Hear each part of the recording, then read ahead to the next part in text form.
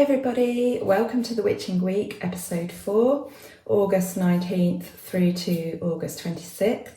Today I'm going to be talking about a book that I'm reading. I'm going to be talking about the Mother, Maiden and Crone, and just showing you a few little bits and pieces from my week. I hope you've all had a lovely week. It's great to have you back. If you haven't already, please hit the subscribe button. It's awesome to have you on this journey, and I hope you'll stay with me as the year unfolds.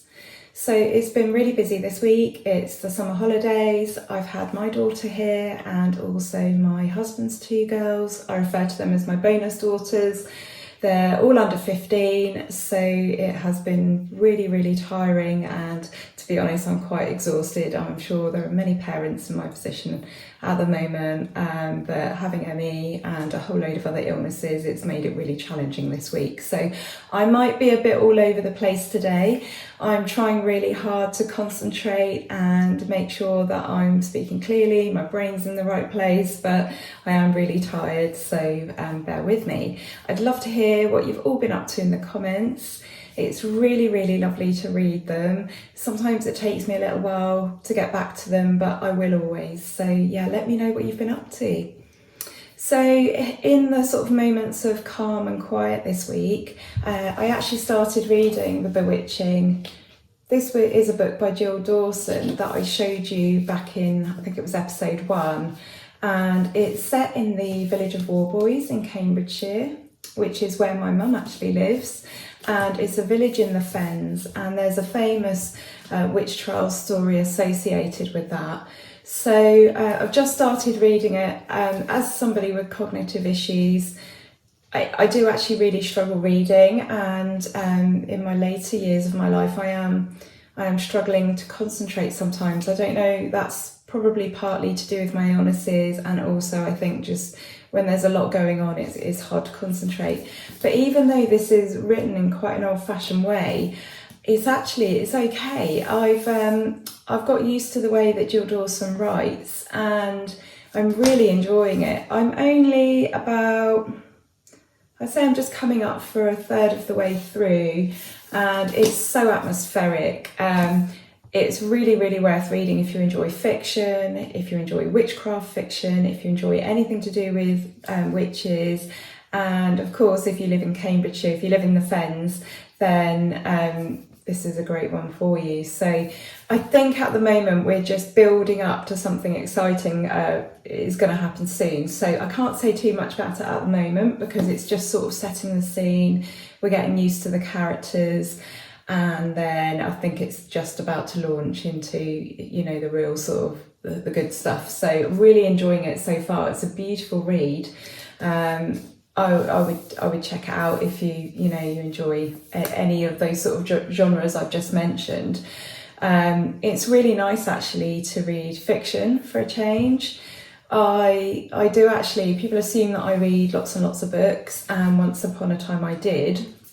But with my health issues, I've really struggled, and although I sort of do book reviews and I write those as I go along with reading, I've found it really difficult to read for pleasure. And this is actually the first book in a long time where I'm purely reading a book for pleasure. I am going to review it properly, but it's been really enjoyable. I've actually been losing myself in a book for the first time in many years. So I don't know if this is a one-off. I don't know if it's just this book in particular, and I'm just lucky, or whether there's been some sort of change in my head. But yeah, really enjoying that one, The Bewitching by Jill Dawson. So yeah, maybe check that one out.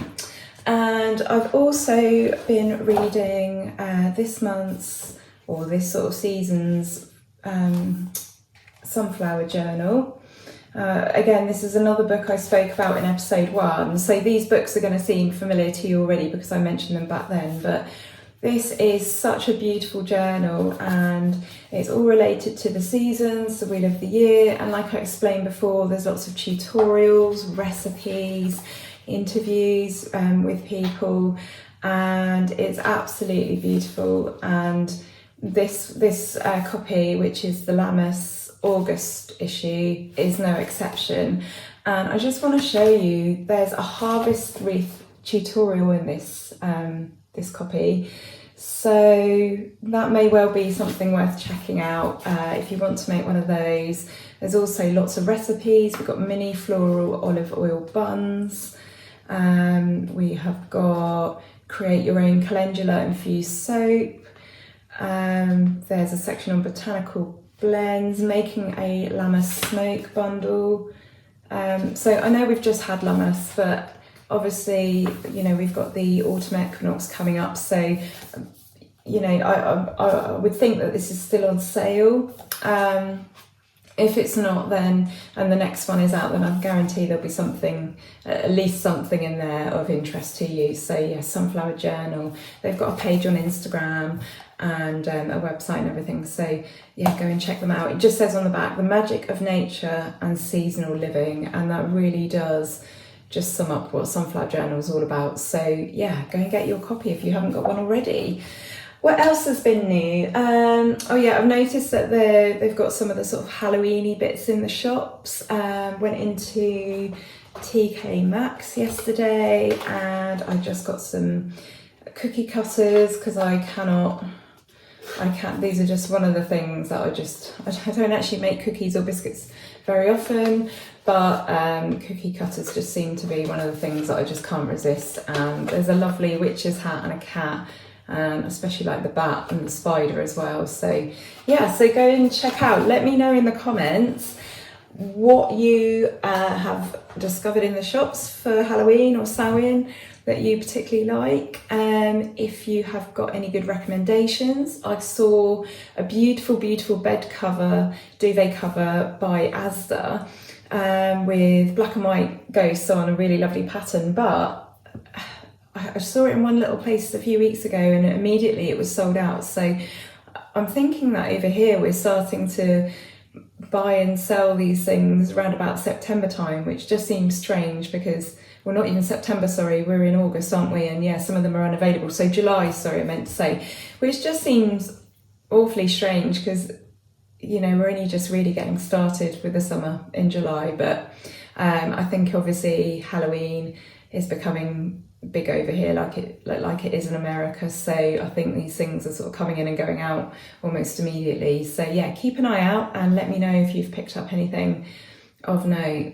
So what else is new? Obviously the hair. Like I said, my daughter has been staying this week and, well, cut a long story short, she pretty much managed to persuade me to dye my hair. So as many of you know, I am a fierce supporter of women who don't dye their hair and choose to let it go grey.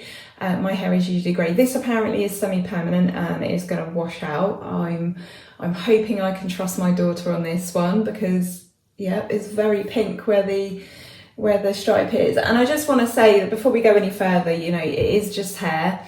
But I want to just relate this back to the maiden-crone and just talk about how I feel about having silver hair, how I feel about having coloured hair, how I felt about doing this, because I was actually quite surprised coming back from my mum's this morning and I got quite emotional about the fact that I've done this and you know, it looks nice. I am flitting between loving it and hating it though. So I'm sorry to anyone that's watching, especially some of the guys that aren't interested in hair and beauty, but I am going to relate this back to living as a pagan and my experiences. And this channel is always going to be about my pagan life, what I think about the world. It's not going to interest you all, but I am going to relate it back to being a pagan. So, like I said before, I had grey hair. I've always supported women with grey hair. I'm pro-choice when it comes to hair. It's not that I think that women shouldn't dye their hair. I think it's that we shouldn't have to believe that we're not worth anything if we decide to go grey and show our ageing. It's a very natural thing. We do it earlier than a lot of people realise. I'm in my early 40s and I started going grey. Well, I was actually about 11 when I found the first sort of grey hair, but I went grey very, very quickly.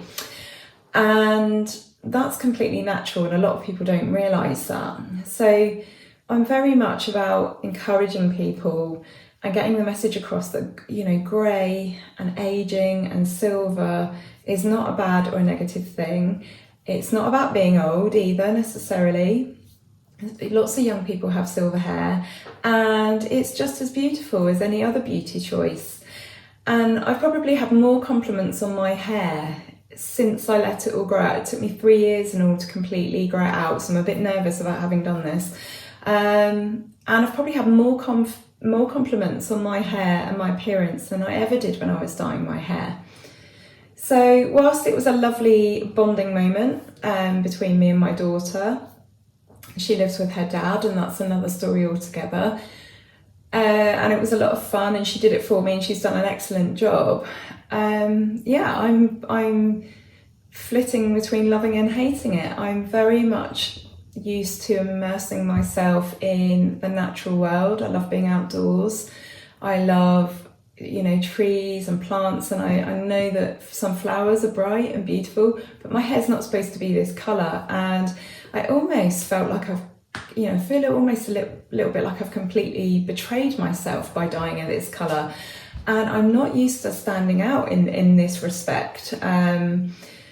And I must admit, I had a little bit of a cry in the car this morning, and what I actually pinned it down to is I'm very much in that crone headspace, and whilst my age is sort of that of mother, in my head I'm used to being crone. And while obviously I am still a mum, and you know, I try and do all the mum things that I can, but I'm doing them from afar. My daughter does live with her dad, and there's nothing wrong with that. He is my equal in terms of us being parents. Living with him is where she is happiest. But I guess with having coloured my hair, I almost feel like I've gone backwards into the sort of mother category, which I know is all completely silly, and it's something I have sort of imposed on myself. But I think I was very, very comfortable being more crone-like, and my body is failing me in lots of ways.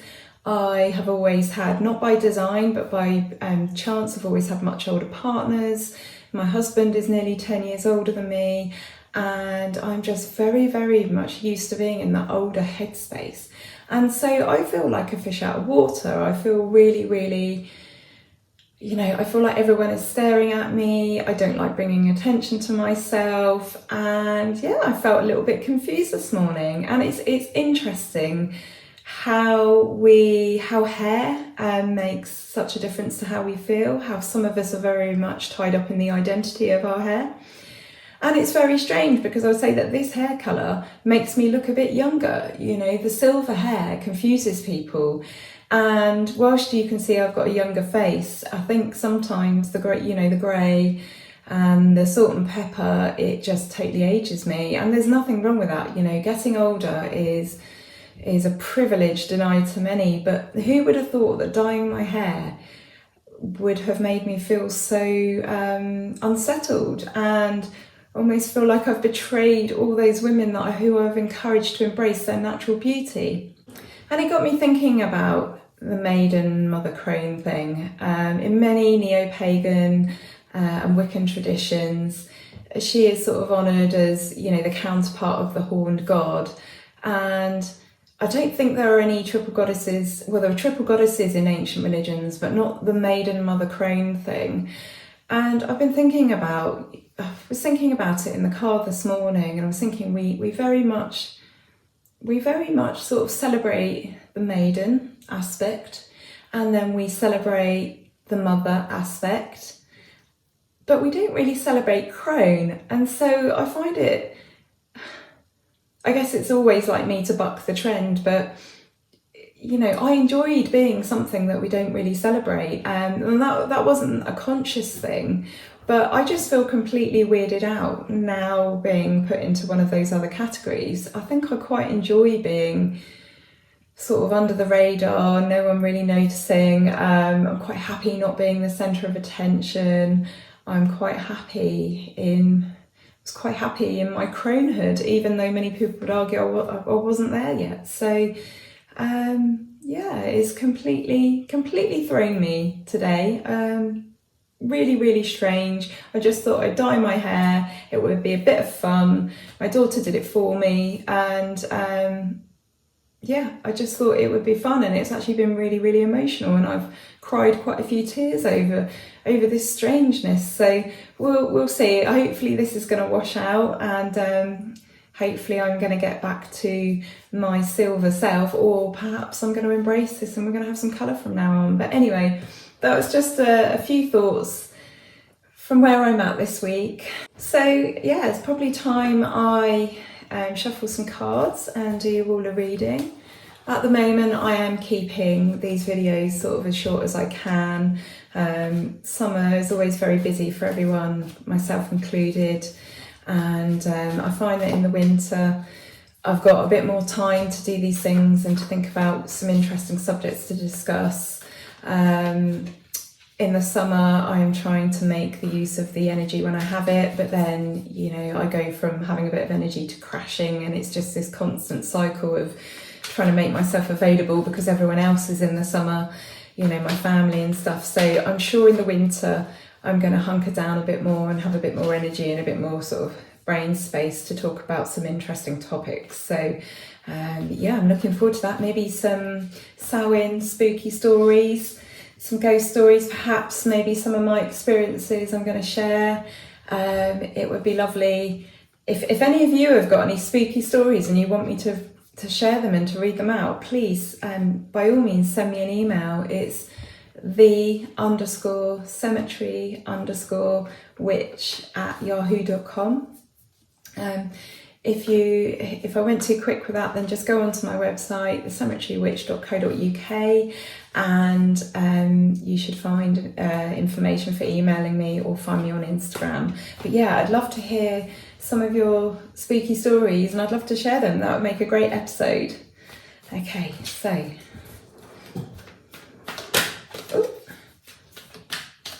let's see what we've got today. I'm going to pick out 5 cards as per usual.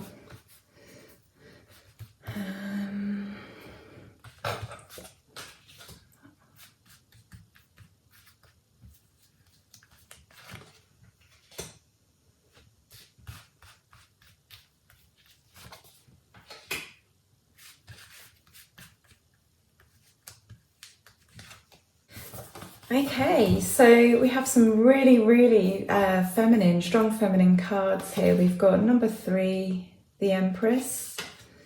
We've got number 2, the High Priestess. We've got the Queen of Pentacles. We've got the Lovers.